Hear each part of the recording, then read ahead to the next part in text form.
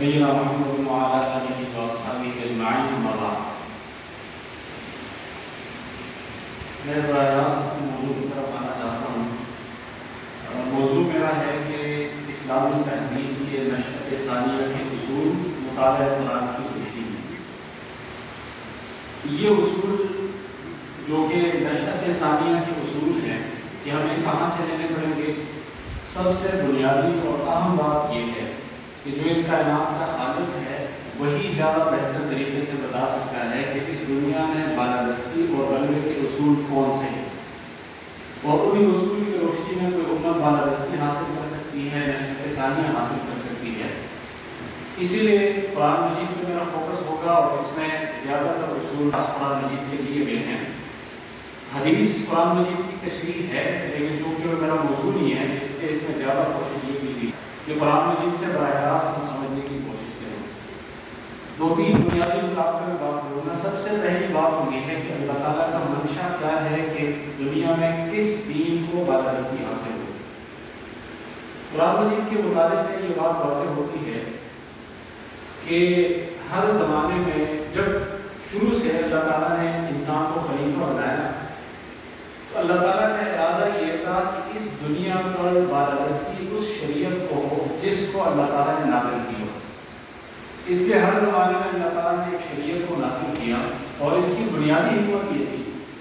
اس روئے زمین پر اللہ تعالیٰ عدل کے ساتھ اس کے نظام کو چلانا چاہتے تھے، اس لیے یقوم الناس بالقسط بتا دیا گیا تاکہ لوگ عدل و انصاف کے ساتھ اس دنیا کا نظام حکومت چلائیں۔ اب یہ عدل و انصاف تبھی ممکن ہوگا کہ جب دنیا میں بالادستی ایسے لوگوں کی ہوگی جو اس دنیا میں حکومت کو اللہ تعالیٰ کے بتائے ہوئے طریقے کے مطابق چلائیں گے۔ اس کے لیے اللہ تعالیٰ نے یہ انتظام کیا کہ ہر زمانے میں اللہ تعالیٰ نے شریعت کو نازل کیا اور تمام لوگوں کو یہ بتایا کہ یا تو اس شریعت کو مان لیں، اسلام لے آئیں، یا اس کی بالادستی کو عملی طور پر تسلیم کریں۔ ان دونوں کے علاوہ کوئی اور آپشن نہیں۔ اگر یہ دونوں آپشن ناکام ہو جاتے ہیں پھر اس شریعت کے ماننے والوں کو حکم دیا گیا کہ ان کو دلائل سے قائل کرنے کی کوشش کریں، یا تو وہ اس شریعت کو مان لیں، یا تو یہ ہے کہ وہ اس کی بالادستی کو عملی طور پر تسلیم کر لیں۔ یہ بھی نہیں ہوتا تو تیسرا آپشن یہ ہے کہ ان سے جہاد کیا جائے۔ اس لیے اللہ تعالیٰ نے اس دنیا میں تمام لوگوں کو کسی بھی دین کو ماننے کی اجازت تو دے دی اور جبر نہیں کیا، لیکن اس جبر کا یہ مطلب نہیں ہے کہ تمام ادیان اللہ تعالیٰ کی نگاہ میں برابر ہیں، بلکہ ایک دین کو اللہ تعالیٰ نے بالادستی دی اور باقی ادیان کو اس کے مقابلے میں برابر قرار دیا اور کہا کہ یا تو اس دین کو مان لیں یا اس کی بالادستی کو تسلیم کرنے عملی طور پر۔ اب قرآن مجید کو جب ہم دیکھتے ہیں، قرآن مجید میں آخری تین جو بڑے ادیان گزرے ہیں اس میں اللہ تعالیٰ نے ترتیب بتائی ہے۔ سب سے پہلے کہا انا انزلنا التوراۃ، ہم نے یہودیت کو یہ بالادستی عطا فرمائی۔ پھر اس کے بعد کہا کہ ثم قفینا علی آثارہم بعیسی ابن مریم، اس کے بعد یہ بالادستی پر عیسائیت کے حصے میں آئی۔ پھر تیسرے نمبر پہ کہا کہ انزلنا الیک الکتاب بالحق، کہ اس کے بعد آخر میں ہم نے آپ کو یہ شریعت دی اور یہ بتایا کہ اس کو دنیا میں غلبہ حاصل ہونا چاہیے، اور اسی لیے حضور اکرم صلی اللہ علیہ وسلم کی زندگی، صحابہ کرام کی زندگی اسی غلبے کے لیے کوشش کا عملی نمونہ ہے۔ اس وجہ سے اسلام کو اللہ تعالیٰ نے کچھ ایسی خصوصیات دی ہیں جو باقی ادیان کو نہیں عطا فرمائی۔ یہ صرف آخری زمانے میں، اس سے پہلے وہ خصوصیات یہودیت کو حاصل تھی اور عیسائیت کو اس سے پہلے یہودیت کو حاصل تھی، اور اس خصوصیات کی وجہ سے اللہ تعالیٰ نے تکوینی طور سے اسباب مہیا کیے تاکہ اسلام بالادست رہے۔ اس لیے کہ اللہ تعالیٰ کا یہ کائناتی نظام بھی ایک خاص طرز عمل ہے، اور جس کو اللہ تعالیٰ آگے بڑھا اس کے لیے تکوینی اسباب بھی مہیا کر دیتے ہیں۔ اس کی ایک چھوٹی سی مثال یہ ہے کہ ہم سنتے ہیں کہ چھوٹا سا بچہ ہے، وہ 10-20 فٹ سے گر گیا اور اس کو کچھ بھی نہیں ہوا، نہ اس کی ہڈی ٹوٹی نہ اس کا پاؤں ٹوٹا، اور ایک 80 سالہ ضعیف اور عمر شخص 2 فٹ کی اونچائی سے گر گیا اور اس کی ہڈی ٹوٹ گئی۔ اس لیے کہ پہلا جو بچہ ہے کائناتی طور پہ اللہ تعالیٰ نے اس کے لیے انتظام کیا ہے کہ وہ آگے بڑھنا ہے، اس نے ایک زندگی گزارنی ہے، اس لیے تکوینی طور پہ اس کے نشو و نما کے اسباب مہیا کیے جاتے ہیں، کیونکہ دوسری طرف جو شخص ہے وہ دنیا سے رخصت ہونے کو ہے۔ اس لیے اللہ تعالیٰ نے اس دین کو بالادستی حاصل کرنے کے لیے تکوینی اسباب مہیا کیے۔ ان تکوینی اسباب میں سے یہ بھی ہے کہ اللہ تعالیٰ نے ان کے مدد کے لیے فرشتے اتارے جس طرح بدر میں اتارے تھے، اسی طرح کسی بھی جنگ میں جغرافیائی طور پہ اللہ تعالیٰ نے ایسے اسباب مہیا کیے کہ مسلمانوں کو گویا جنگ سے پہلے ہی ایک اہم پوزیشن اور ایک اہم جگہ حاصل ہو گئی، جیسے کہ بعض جگہوں میں اللہ تعالیٰ نے پانی کے ذریعے مدد کی، اسی طرح غزوہ احزاب میں اللہ تعالیٰ نے ہوا کے ذریعے مدد کی، اور ایک اور اہم چیز کہ اللہ تعالیٰ نے حضور اکرم صلی اللہ علیہ وسلم کو ایک رعب عطا کیا تھا، اور حضور اکرم صلی اللہ علیہ وسلم نے ارشاد فرمایا کہ مجھے 1 مہینے کا رعب دیا گیا ہے۔ یہ ساری چیزیں کیا ہیں؟ یہ کچھ تکوینی اسباب تھے جس کی وجہ سے اس دین نے آگے بڑھنا اور اس نے دنیا کا نظام اپنے ہاتھ میں لینا تھا، اور باقی تمام ادیان کے مقابلے میں اس نے بالا دست ہونا تھا، اس لیے کچھ ایسے تکوینی اسباب بھی مہیا کیے گئے تاکہ اس کے نتیجے میں اس کو بالا دستی حاصل ہو۔ اب میں دوسرے نقطے پر آتا ہوں کہ بالا دستی کا تہذیب پہ کیا اثر ہوتا ہے۔ تو یہ بات واضح ہے کہ جس کی لاٹھی ہوتی ہے بھینس بھی اسی کی ہوتی ہے، تو جس تہذیب کو بالادستی حاصل ہوتی ہے پوری دنیا میں اسی کے تہذیب کا چرچا ہوتا ہے۔ چنانچہ جب اسلام کو بالادستی حاصل تھی، جہاں جہاں پہ اسلام کو بالادستی حاصل تھی وہاں کی تہذیب اس تہذیب کے سامنے اس کی شکست کری، اور اس سے بڑا کیا سلوک ہوگا کہ بہت سارے اسلامی ممالک ایسے ہیں جہاں اسلام کے آنے سے پہلے کوئی عبرانی زبان بولی جاتی تھی، سریانی زبان بولی جاتی تھی، اور اسلام کے آنے کے بعد ان کی زبان بھی بدل گئی، ان کی تہذیب بھی بدل گئی، ہر چیز بدل گئی، اس لیے کہ زیر دست طبقہ بالا دست طبقے کے اصول اور اس کی تہذیب کو اختیار کر لیتا ہے۔ اسی لیے جتنے بھی مغربی طاقتوں نے جہاں پر غلبہ حاصل کیا ہے تو وہاں کی تہذیب کو بھی انہوں نے یا تو ختم کر دیا یا کافی حد تک اس پہ تسلط پا لیا۔ لیکن یہاں پہ بنیادی فرق کی طرف اشارہ کرنا ضروری ہے۔ اسلامی تہذیب اور مغربی تہذیب میں ایک بہت بنیادی فرق یہ ہے کہ ہمیشہ سے اسلامی تہذیب کو مقامی تہذیبوں کی طرف سے کوئی مؤثر مزاحمت کا سامنا نہیں کرنا پڑا، جبکہ اس کے برخلاف مغربی تہذیب کو مقامی تہذیبوں کی طرف سے بہت بھرپور مزاحمت کا اسی وقت بھی سامنا کرنا پڑا۔ اس قانونی نظام کے ختم ہو جانے کے بعد بھی اس تہذیب کو اس معاشرے سے دیش نکالا دینے کے لیے لوگوں نے اپنی خدمات فراہم کی، اس لیے کہ اسلامی تہذیب کے اندر کچھ فطری خصوصیات ایسی ہیں کہ لوگ اس کی طرف مائل ہوتے ہیں۔ اس میں مبالغہ نہیں ہے، اس میں ملمہ سازی نہیں ہے، اس میں کوئی حد سڑا لگا کے پیش کرنا نہیں ہے۔ اس لیے اسلامی تہذیب کو اس مقامی تہذیبوں پر غلبہ حاصل کرنے کے لیے سب سے بہترین اور مؤثر طریقہ ہے بالادستی۔ اب یہ بالادستی کیسے حاصل ہو، بنیادی بات کرواتے ہیں۔ قرآن مجید اس کے بارے میں کیا کہتے ہیں؟ اس کے لیے ایک اور اہم فرق بھی ذہن رکھنا ضروری ہے کہ ایک ہمارے سامنے اسلام جو کہ دین برحق ہے، ایک ہمارے سامنے کفر ہے۔ جب بھی کفر کچھ اصول حق کے اپناتا ہے اس کو غلبہ حاصل ہوتا ہے، لیکن وہی اصول اگر حق والے اپناتے ہیں ان کو غلبہ نہیں بلکہ شکست ملتی ہے۔ اسی لیے ایک بنیادی وجہ ہے۔ اس بنیادی وجہ کی ایک مثال میں آپ کے سامنے رکھتا ہوں۔ ایک علاقے میں ایسا ہوا تھا کہ ایک آدمی درخت میں چڑھ گیا تھا، تو لوگوں نے وہاں کے وہ اتر نہیں سکتا تھا، تو وہاں پہ کوئی عقلمند آدمی تھا، اس سے پوچھ لیا کہ اس کو کیسے اتارا جائے۔ تو اس نے کہا کہ ایک رسی پہن کے اور اس کو کہیں کہ رسی کو اپنے ساتھ باندھ دیں، اور اس کے بعد جیسے ہی آپ ایک جھٹکا دیں گے تو وہ نیچے آ جائے گا۔ تو بندہ تو نیچے آ گیا، لیکن نہ اس کی ہڈی سلامت رہی اور وہ دنیا سے چلا گیا۔ تو لوگوں نے اس سے پوچھا کہ بندے ہی چلا گیا، اس نے کہا کہ اس کا وقت پورا ہو چکا تھا، اس میں میرا کوئی قصور نہیں ہے، اس طریقے سے میں نے بہت سارے لوگوں کو کنویں سے نکالا تھا۔ اب یہ قیاس میں دونوں کا فرق ہے۔ کفر ایسا ہے جیسے کہ کنویں میں، اس کو اوپر چڑھانے کے لیے ہلکا سا اوپر لائیں گے تو اس کو غلبہ حاصل ہوگا۔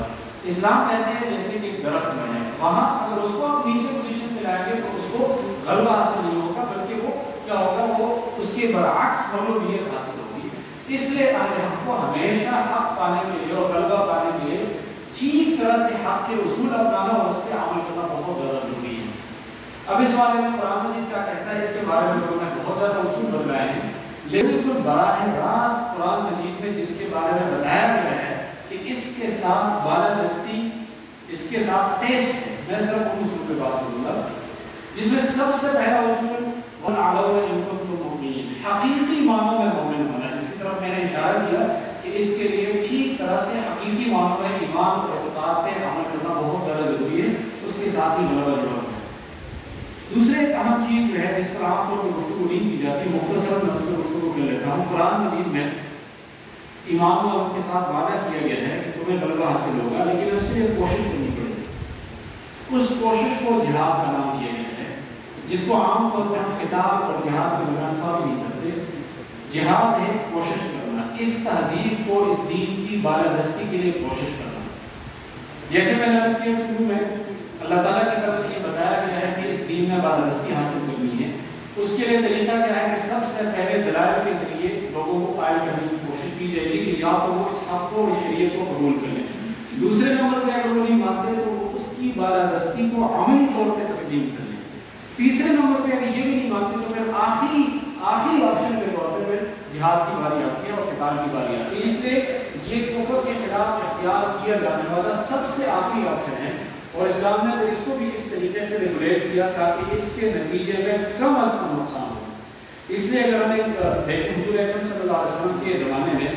جتنے بھی غزوات ہوئے ہیں ان تمام غزوات کو ملا کے صرف 148 مسلمان شہید ہوئے ہیں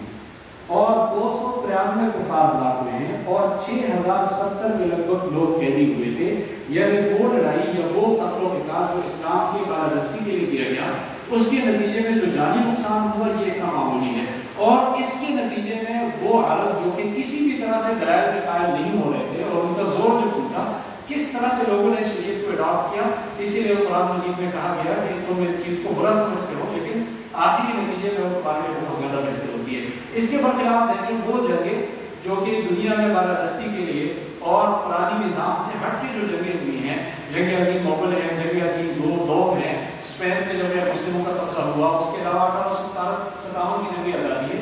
اس کے نتیجے میں ملینز لوگوں کی جانیں برباد ہوئی اور اس کا نتیجہ کیا نکلا؟ آپ کی بات کو برابر نکلا۔ اس لیے قرآن مجید میں جہاد کو بھی اگر اختیار کیا گیا ہے تو وہ اصول کے تحت اختیار کیا گیا ہے اور وہ اصول بھی بتلائے گئے۔ اس کے بارے میں ایک بہت اہم واقعہ حضرت عمر بن عبدالعزیز رضی اللہ عنہ رحمۃ اللہ علیہ کے زمانے میں پیش آیا کہ جب قتیبہ بن مسلم کو انہوں نے سمرقند فتح کرنے کے لیے بھیجا اور انہوں نے وہاں کے لوگوں کو اسلام کی دعوت نہیں دی اور ایک طرح سے انہوں نے حملہ کیا اور وہ مغلوب ہو گئے۔ انہوں نے مقدمہ دائر کیا کہ ہمیں نہ دعوت دی گئی تھی نہ ہمیں بتایا گیا تھا۔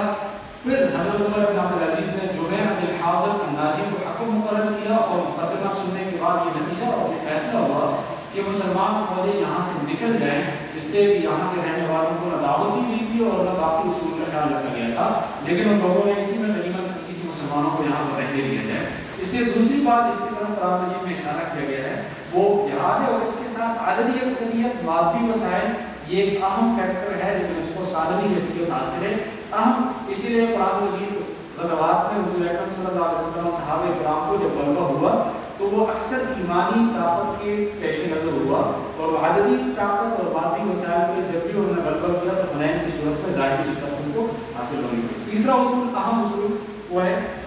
اتفاق اور اتحاد۔ اتفاق اور اتحاد کے بارے میں قرآن مجید میں کہا گیا وَلَا تَنَازَعُوا فَتَفْشَلُوا وَتَذْهَبَ رِيحُكُمْ۔ اس اتفاق و اتحاد کا مطلب یہ نہیں ہے کہ تمام مسلمانوں کو ایک ہی حکومت کے تحت ماتحت کیا جائے، ان کے تمام مصلحتیں مشترک ہوں، ایسا نہیں ہو سکتا۔ جیسے اگر ہم اپنے پاکستان کی مثال لیں، یہاں پہ 4-5 صوبے ہیں، ہر ایک اپنا وزیر اعلیٰ ہے، اپنا گورنر ہے، لیکن کوئی ایک نقطہ اتحاد ان کے درمیان ہے جس کو آپ وفاقی حکومت کی شکل میں کر سکتے ہیں۔ اسی لیے مسلمانوں کے اندر مختلف صوبوں کے باوجود، مختلف حکومتوں کے باوجود بھی کسی ایک نقطہ اتفاق کا ہونا بہت زیادہ ضروری ہے، چاہے وہ کس کمزور شکل میں بھی کیوں نہ ہو۔ جب تک مسلمانوں کے اندر اتفاق اور اتحاد کا یہ مرکز قائم رہا تب تک بالادستی کسی نہ کسی شکل میں موجود تھی، اور جب یہ مرکزیت ختم ہوگی تو اس کے بعد مسلمانوں میں آپس میں اختلافات بہت زیادہ ہو گئے۔ چوتھا اصول جو ہے جس کی طرف میں نے شروع میں اشارہ کیا کہ اللہ تعالیٰ اس دنیا کے نظام کو عدل انصاف پہ قائم کرنا چاہتے ہیں، یہ حکومت الناس بالقسط۔ اس لیے جب بھی مسلمانوں نے اس عدل و انصاف کو اپنے سامنے اصول کے طور پہ رکھا تو بالادستی ان کے سامنے ان کے حصے میں آئی، اور جب اس اصول کو ختم کیا گیا تو پھر ان کے حصے میں مغلوبیت کی آئی۔ اور پانچواں اہم اصول، اس کے بعد 2-3 اصول کے بعد ختم کروں گا، وہ ہے فرد کی اصلاح۔ حکومت کی اصلاح سے زیادہ فرد کی اصلاح ضروری ہے۔ قرآن مجید میں بہت ساری جگہوں پہ قوموں کے عروج و زوال میں اس بات کو اشارہ کیا گیا ہے فَأَهْلَكْنَاهُمْ بِذُنُوبِهِمْ وَهِيَ ظَالِمَةٌ، کہ جب بھی انفرادی سطح پر گناہ شروع ہوئے اور ظلم شروع ہوا تو اس کے بعد اللہ تعالیٰ نے اس امت کو رخصت کر دیا، وَأَنشَأْنَا مِن بَعْدِهِمْ قَرْنًا آخَرِينَ، اور اس کی جگہ دوسرے قوموں نے لے لی۔ اس سے فرد کی اصلاح بھی بہت زیادہ ضروری ہے۔ اور نمبر 6، قرآن مجید میں بہت زیادہ تقریباً 8-10 آیات میں اس پر زور دیا گیا ہے کہ مسلمانوں کو غیر مسلموں پر بھروسہ نہیں کرنا چاہیے، ان سے کسی نہ کسی حد تک مدد لینا، اس کے ساتھ ظاہری معاملہ ٹھیک رکھنا اس کی کوئی ممانعت نہیں ہے، لیکن دلی تعلق قائم رکھنا اور ان پر مکمل طور پہ انحصار کر لینا اس سے جو ہے نا شکست آتی ہے۔ اور ساتواں یہ ہے کہ اللہ تعالیٰ کے دیے بتائے ہوئے طریقے کے مطابق حکومت کو امانت سمجھ کے چلانا، الذین یمکنونہم فی الارض اقاموا الصلاۃ وآتوا الزکاۃ، اس آیت میں اس کی طرف اشارہ کیا گیا ہے۔ اور آخری اصول یہ ہے کہ قرآن مجید میں جس اہم اصول کی طرف اشارہ کیا گیا ہے وہ دفاعی آلات میں خود انحصاری، وَأَعِدُّوا لَهُم مَّا اسْتَطَعْتُم مِّن قُوَّةٍ، کہ اسی لیے قرآن مجید میں حضور اکرم صلی اللہ علیہ وسلم کے ارشادات میں اسلحہ رکھنے، اسلحے کی تربیت پانے، اسلحہ چلانے کی بہت زیادہ اس کے اوپر زور دیا گیا ہے۔ تو مسلمانوں کو اس میدان کو بھی بہت زیادہ کوشش کرنی چاہیے۔ تو یہ تقریباً 7-8 اصول تھے قرآن مجید کی آیات پر غور کرنے سے بالکل براہ راست پتہ چلتا ہے کہ اللہ تعالیٰ نے بالادستی، نشأۃ ثانیہ اور غلبے کے لیے اصول بتائے ہیں۔ اس کے علاوہ یہ جو اصول قرآن مجید سے پہلے اشارہ سمجھ آتے ہیں، حدیث سے سمجھ آتے ہیں، اس کی وہ بہت زیادہ ہے، اس کو تفصیلاً کسی اور موقع پر گفتگو کی جا سکتی ہے۔ اسی کے ساتھ میں آپ کو گفتگو ختم کروں گا، اور یہاں کے انتظامیہ اسی طرح مولانا صاحبزادہ الحق صاحب اور باقی شرکا اور خاص طور پہ ڈاکٹر حسین امین صاحب ان سب کا میں شکر گزار ہوں۔ اللہ کرے کہ یہ کانفرنس آگے جانے والے فکری لائق عمل اور مستقبل کے ہمارے منصوبوں کے لیے ایک انتہائی بہترین اجتماع ثابت ہو۔